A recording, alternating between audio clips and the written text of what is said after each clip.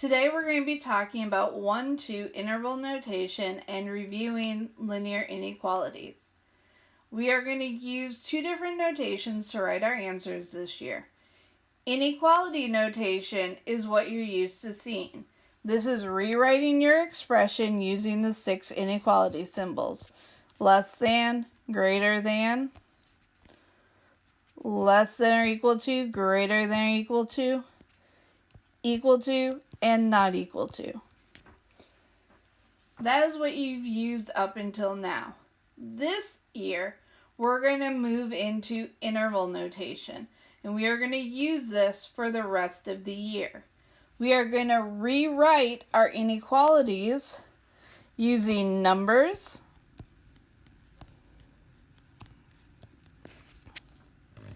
infinity symbols,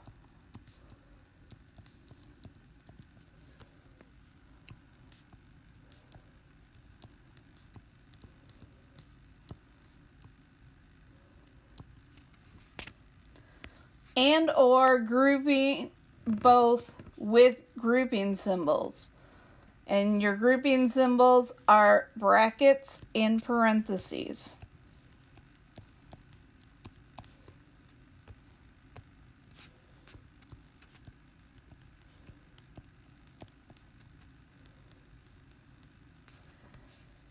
So brackets are going to represent our closed dots.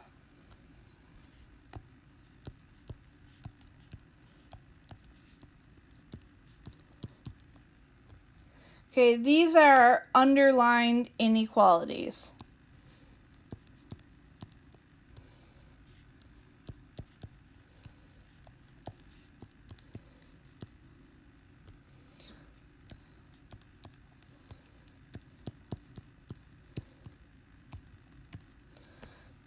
Such as less than or equal to, greater than or equal to, or equal.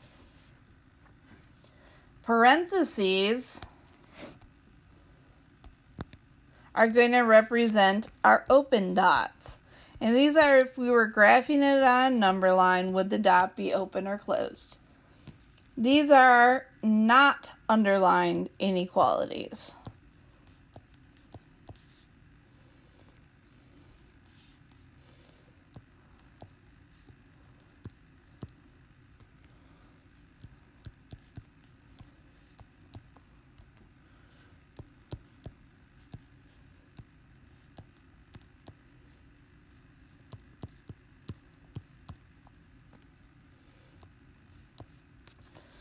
Okay, and those are less than, greater than, and not equal to. So one thing to always remember is that when we use parentheses, or when we use an infinity symbol, it always gets a parenthesis. So always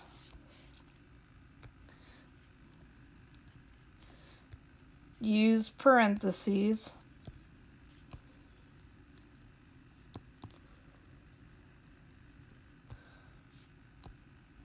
with infinity. Okay.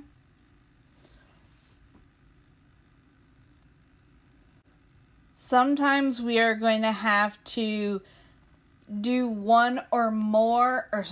sometimes we're going to have to do more than one interval. And when we do, we are going to use the union symbol to combine them. So that just is your capital U. So moving on to our examples in number 1. First thing I'm going to do is I'm going to graph it on the number line. And then I'm going to come back and write the interval notation because it tends to be a little easier to write it once we see it. So x is greater than -2. So graphing that, I have an open circle at -2, and I shade above. So to do interval notation, I do it as if I were reading a book. I do it from left to right. I look for starting points and stopping points. This line starts at -2. So that's our first number. And then it never ends, so we call that infinity. Remember, infinity always gets a parenthesis. And since -2 was an open circle, that gets one as well. On to the next one. We have x is less than or equal to 1. So that is a closed dot at 1. And we shade to the left. So this doesn't have a distinct starting point. So that means my starting point, because it goes on forever in that direction, my starting point is -infinity. And it stops at 1. And 1 is included, so it gets a bracket. As you're doing interval notation, you can have both sides have parentheses, both sides have brackets, or you can have a mixture of each. It just depends on that number itself. What is it included in the answer, or is it not included in the answer? On to the next one, we have -3 is a closed circle, or closed dot. We have 0 is an open dot, and we shade in between.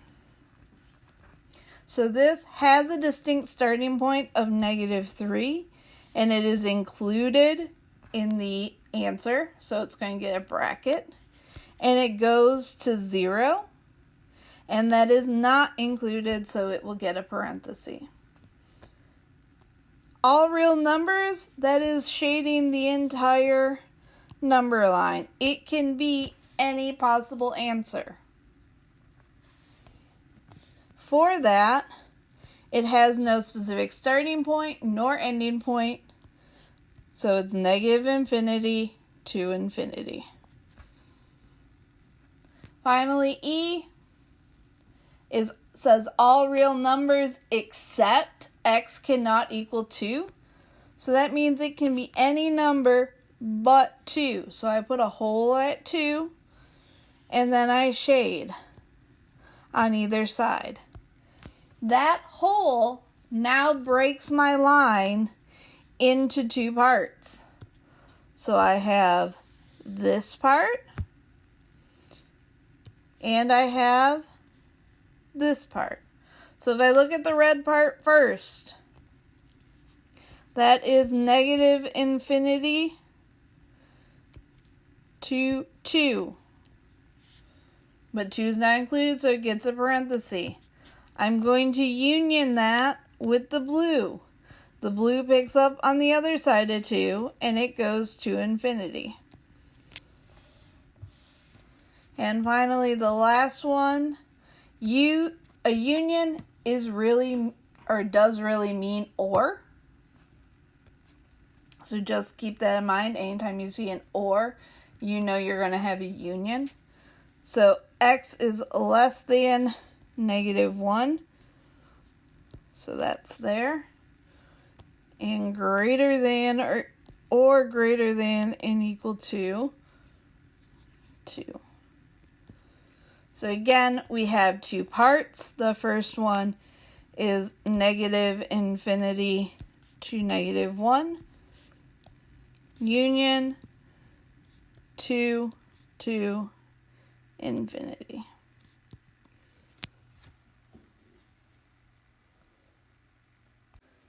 Next, we're going to review solving linear inequalities. So the steps are the same as solving equations. We are going to get rid of the grouping symbols.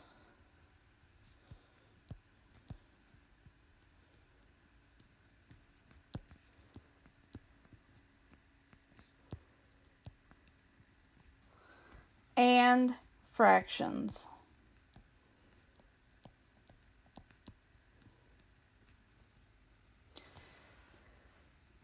We are going to follow these 3 rules when solving inequalities. If you multiply or divide by a negative number, remember, you must flip the inequality.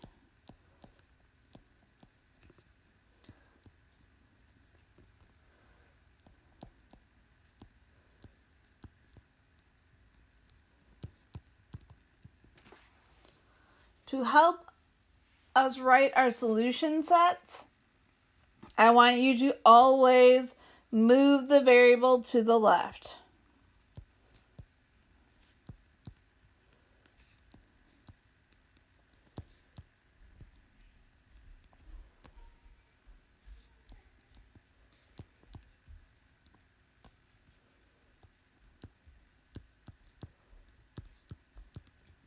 And finally, you must write your solution set, your final answer, in interval notation.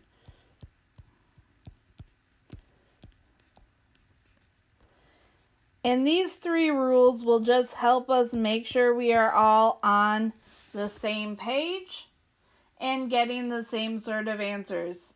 When people leave the variable on the right, it tends to mess up their interval and their number lines. So please just always get in the habit of moving your variable to the left. So looking at example 2a, first thing I'm going to do is distribute the -6.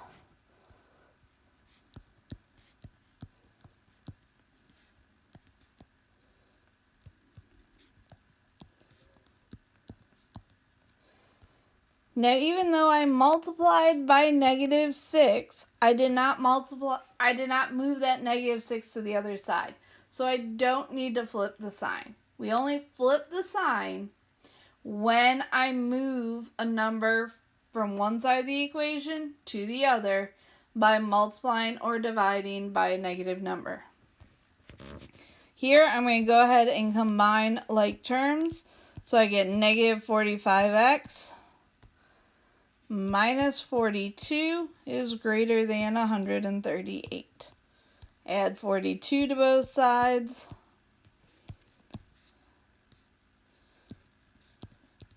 And now I'm going to divide both sides by -45.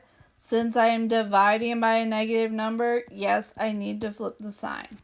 So my answer is x is less than -4. Now I'm going to go ahead and sketch what that would look on the number line. So here's -4. It would be an open circle, and it would go to the left. This will help you do or write your interval notation. That step is not mandatory. You do not have to write or draw out the number line. But if you need it, draw it. It didn't take me much time at all to do. So my answer is -infinity to -4, and they both get a parenthesis. If I look at B, one thing I want you to notice, it does not have an equal sign. Therefore, it is not a proportion. You cannot cross multiply. Okay, if you do that, it will not work. So the only thing I can do is multiply both sides by my least common denominator, which in this case is 12. So 4 goes into 12 3 times. So I'm going to distribute the 3. So I get 9x minus 15 is greater than or equal to. 3 goes into 12 4 times. 4 times x is 4x. Now, I said move all my variables to the left, so the first thing I'm going to do is move my number to the right. So I have 9x is greater than or equal to 4x plus 15. I'm going to move the 4x. And finally, divide by 5. So my answer is x is greater than or equal to 3. Again, if I sketch out the number line, here's my 3. It's a closed circle and goes up. So my answer is 3 to infinity. Notice 3 got a bracket and infinity gets a parenthesis. Next, we're going to be moving on to the back side, so C and D. Looking at C, first thing I'm going to do is distribute that -2.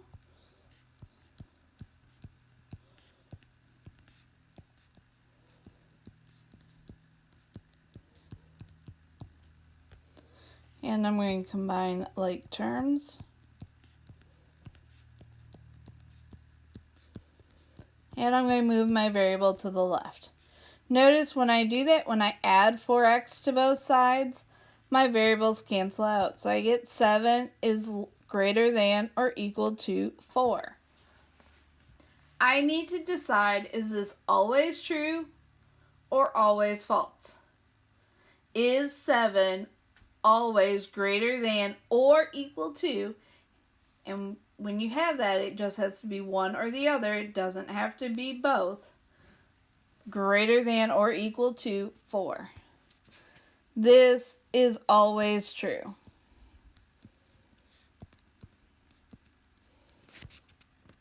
So if it's always true, as we talked about yesterday, my answer will be all real numbers. So in interval notation, that's negative infinity to infinity. And finally, looking at D, you cannot get rid of fractions and multiply until you distribute the number out front of the parentheses. So the first thing I need to do before I figure out what my least common denominator is to get rid of all the fractions is to multiply or distribute those two things out. When I do that, remember when you multiply fractions, it's top and top, bottom to bottom. So it gets me negative 2/9 x minus 14/9 is less than or equal to negative x minus 7/3 x minus 7/9. Now I can go ahead and multiply by my least common denominator, which is 9.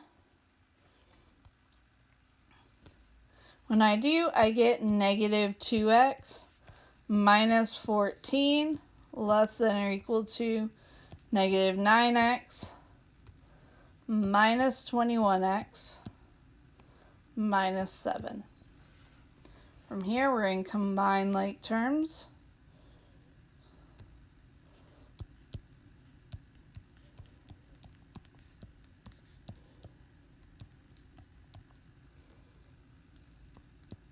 And I'm going to move the 30x to the left-hand side.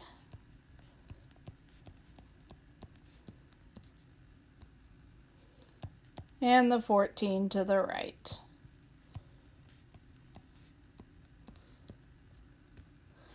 Divide both sides by 28. Since 28 is your denominator, it is not, and that number is bigger than the numerator, it is not going to be a whole number. So my answer is x is less than or equal to 1/4. So if I were to sketch that, here's my 1/4. It would be a closed circle to the left. So in interval notation, it is negative infinity to 1/4.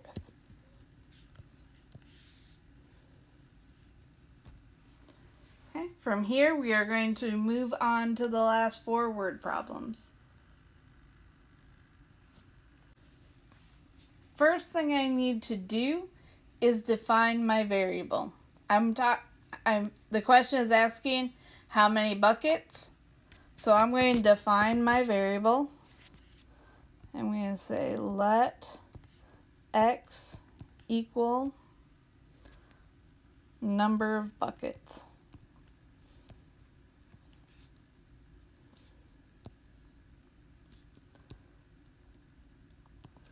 Once I have that, I can go ahead and put the information I need in. So I know it costs $14 just to attend. So that's going to be my plus 14. Each bucket is $4. So that is my 4x.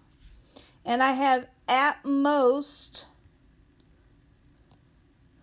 $42 to spend. So that is all the money I have. I cannot go over that, so it has to be less than or equal to 42. Now it's a traditional algebra, what we've been doing, so we're going to solve it real quick. and we get x is less than or equal to 7. We need to then take that number and put it back in terms of the problem.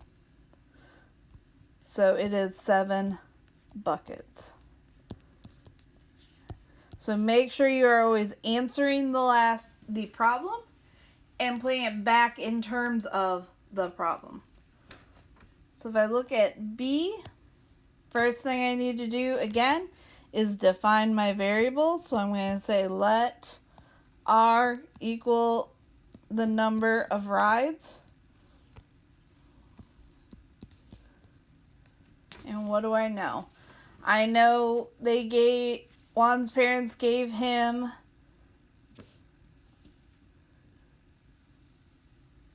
$35 to spend. Okay, can't spend any more. So that means it's going to have to be less than or equal to 35. He spends $13.25 just on food. But that has nothing to do with my variable, so it just gets added in. And each ride costs $1.50. So that is 1.5 R.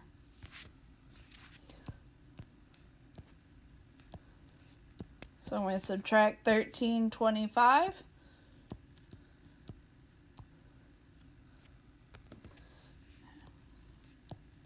And divide by 1.5. So I get an answer of less than 14.5.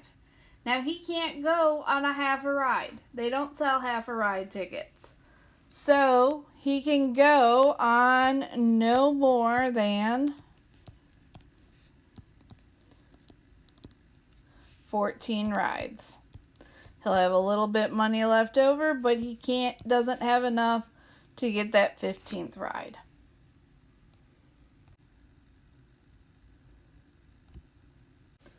The last two questions we have. This one talks about two soup cans that are similar. Remember, similar means proportional. So I'm going to set up a proportion to figure out the height of my soup can. So I'm going to do radius over height is equal to radius over height. I will cross multiply because it is an equal sign.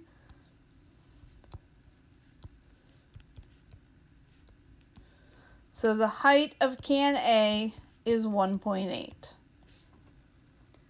So if I want to know how much can it hold, that is volume. So volume of a cylinder is pi r squared h. So that's pi times 1.2. 1.2 squared times 1.8. I'll type that all in my calculator and I will get 8.143. Now we need to think about how do we see things at the grocery store? How do we see things on a can or a box? It doesn't go to 3 decimal places. So we need to go ahead and round it to the appropriate distance, which is usually the nearest tenth. So I will say can A can hold 8.1. Now we don't know what the units are, so we're just going to put units. I don't know if it was inches or centimeters or what. So units cubed of soup.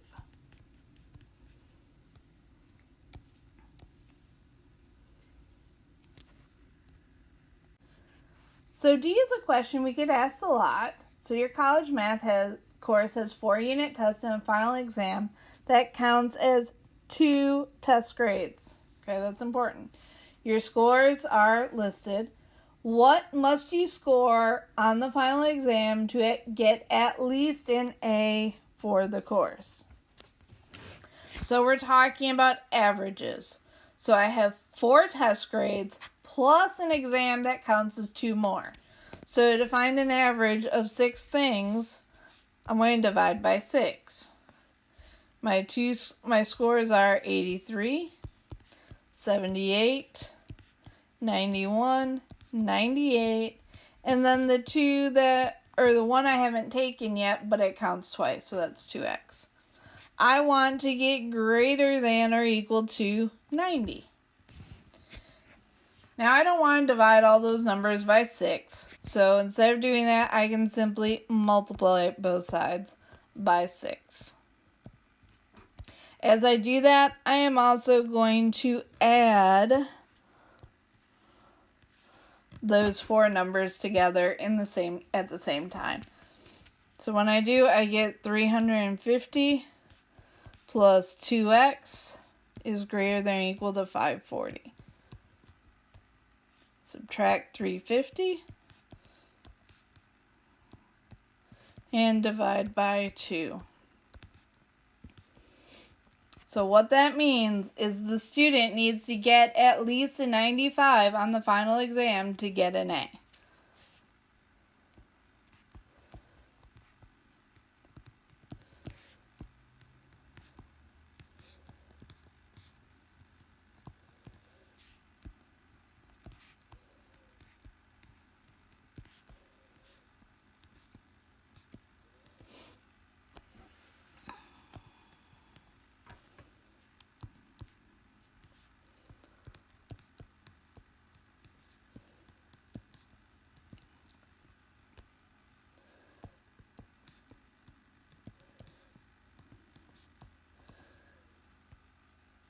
So that was 1-2. If you have any questions, feel free to email me or ask me when you see me tomorrow. Thanks.